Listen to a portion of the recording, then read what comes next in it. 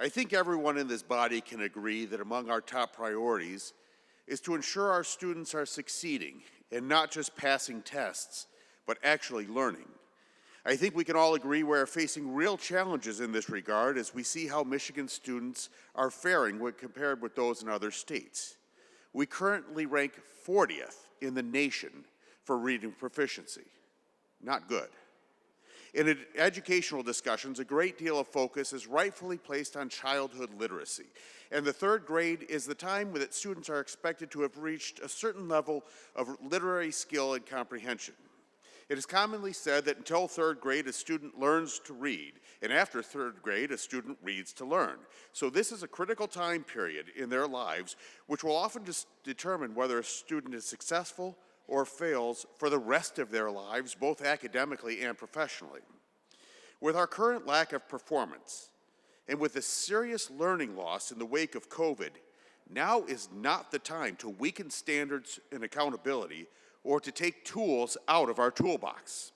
And while retention is hardly ever used, having it as one of our tools is probably not a bad idea since it represents the teeth in the law that inspires schools and families to action and communicates the seriousness of the situation when a student is far behind grade level in reading.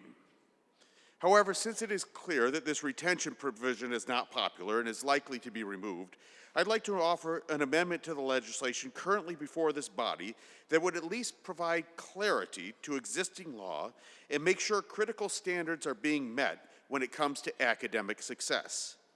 The current law is clear that the intensive interventions prescribed in lieu of retention are to continue until a student reaches proficiency.